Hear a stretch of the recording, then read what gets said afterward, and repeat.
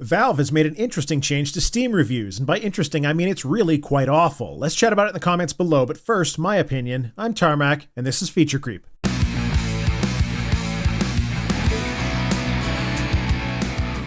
A few days ago, Valve posted a news item on their blog relating to an update of the customer review system. They discussed a problem that's been growing for a while now, that being less scrupulous development studios abusing the fact that they can generate a large number of Steam keys for their game by merely filling out a form. In fact, Valve makes the claim that in some instances, games on Steam have a much higher number of positive reviews from the game keys than they do from direct Steam purchases.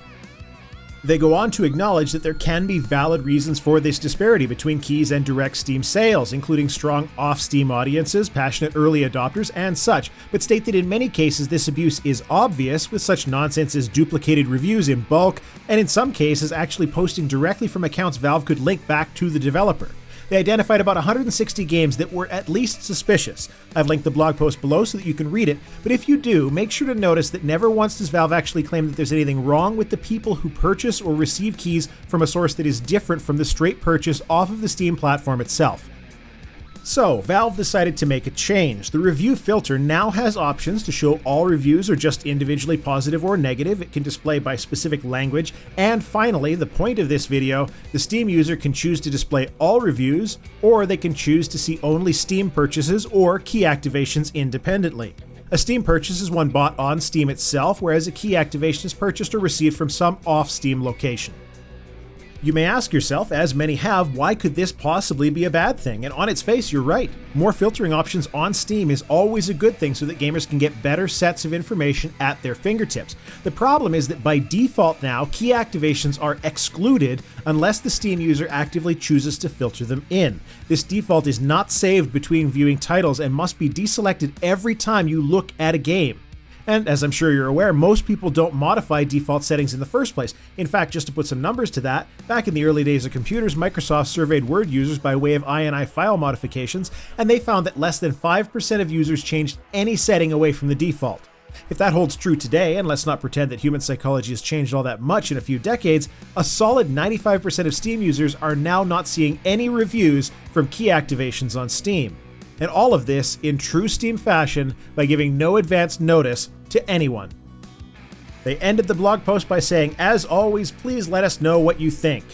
So I will. I get this nagging feeling like I'm being too critical of Valve lately, given the recent debacle with Arc and Steam allowing an early access title to sell a non-early access marked full expansion.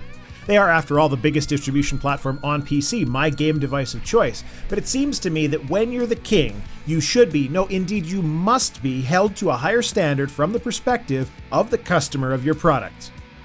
So, who does this affect? If you buy your games with Steam activation from online game sites like Green Man Gaming, any reviews that you post won't be seen except by the 5% of users who go outside the default settings. If you buy from Amazon, the Humble Store, or get a free code by purchasing a video card, same deal. Any reviews or recommendations you do are filtered out by default.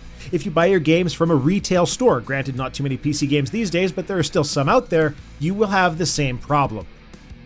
As a YouTuber, this change doesn't hurt me. I can still post reviews on Steam for games that I buy directly from them, and I can still post reviews for key activations despite the new default settings. Steam isn't really a significant source of views for a YouTube channel, and all I've ever wanted to do with those reviews was to try to help gamers find good games and avoid bad ones. The mantra of what any game critic should be. But as a gamer, I can't play everything, so I use Steam reviews regularly to help choose what games I might want to pick up and play in my off time. And that's where the real fun begins on this whole issue. Most gamers don't post reviews, so whether their review can be seen or not is irrelevant. However, a huge number of Steam users will consider the number of positive reviews before purchasing a game. Many of them will read through reviews in order to decide if the game is right for them. So what if all of these sources of Steam keys actually add up to a significant number of games purchased? Wouldn't that be directly and heavily harming the overall level and quality of reviews on Steam to remove them? Turns out, the answer is yes. I spoke with a few contacts that I've managed to gather over the years, and I found some interesting numbers. While I can't disclose the game or my source for obvious reasons, I can say that this information is relating to a game purchased on Steam in around 2011. The game sold over 120,000 units. This particular game got approximately half of its sales from Steam directly, and half from key activations, whether from straight online purchase or other sources like game bundles, the type that is being excluded from the review system by default. The idea that a game on Steam sold that many from key activation sources was quite staggering to hear, given how Steam is the king and all. But since a single situation from 5 years ago isn't enough for me to make broad sweeping statements, I dug a bit further. A game like Grand Theft Auto 5 has only 4 key activation reviews from its 137,000 reviews, but then that's to be expected because it was sold elsewhere with direct activation through the Rockstar client, and Steam was only ever involved if you bought direct. What about a game like RimWorld, an indie darling of sorts? From a grand total of 4,822 reviews, they now have 1,673 that do not show by default. Factorio, with 12,539, has 2,719 that won't really ever be read or don't count towards its recommended ranking because they weren't purchased from Steam directly. Or a AAA title like Doom, which has 23,911 reviews, of which 9,879 aren't displayed by default or counted in its scoring because they're key activations. And one of the most amusing ones is Job Simulator, a VR game which shipped as a bundled game with the HTC Vive, has had 405 of its total 459 reviews delisted by default. These are numbers anyone with a Steam client can access publicly. They aren't quite the half and half like I mentioned with the 2011 game I spoke about, but the first 3 are also on the first 3 pages of the Steam Global Top Sellers list, so digging further is only going to turn up more dirt. I can keep going, but I think you get the point. Actually, I am going to mention one more in a brief aside. The background footage is a game called RIVE, which I posted a review of a few days ago and was done based on review code from the developer. That game has a total of 24 reviews as of this recording, all positive, of which 16 were key activations, most likely all given to reviewers to have a proper review ready for the launch and help customers out with information. And it's a really good game. You think that Steam choosing to only display a third of their reviews is hurting their sales? Anyways, on with the show. The purpose of all of this is not to show you that every game has a problem here. If you take a look through Steam, you'll find cases on both sides of the coin. The unfortunate truth of all of this, though, is that it will disproportionately affect smaller developers simply as a matter of probability. If Dark Souls 3 had half of its reviews, nobody would notice or think twice. Indie devs have a difficult time getting as many reviews due to volume, so the difference between a user on Steam seeing that a game has 50 mostly positive reviews or 100 mostly positive can easily be the difference between a sale or not. And that sucks, at least in my opinion.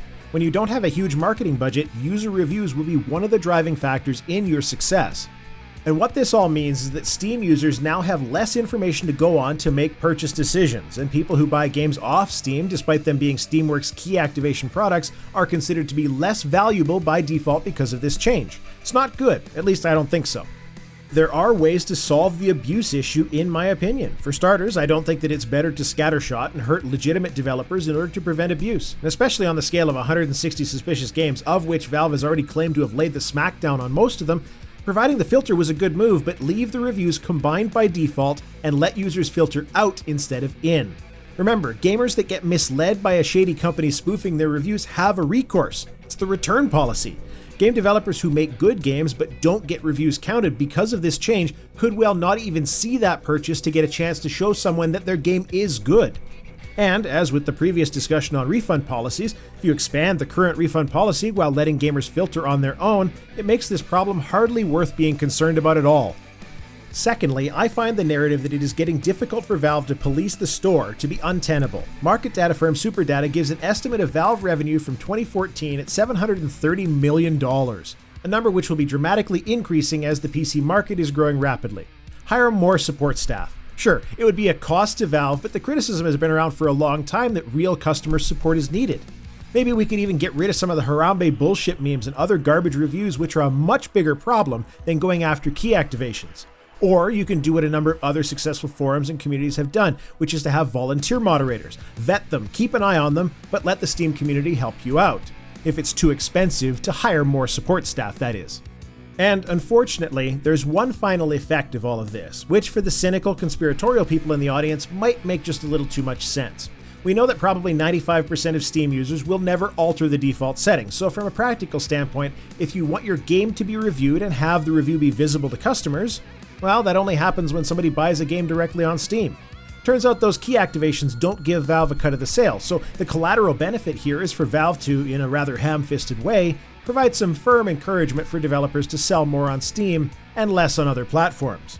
I'm not willing to put any stock or accusations behind a claim that this is a contributing factor to them implementing the new system, but to pretend that Valve doesn't have a potential benefit in this way as a result of the review changes would be a bit naive.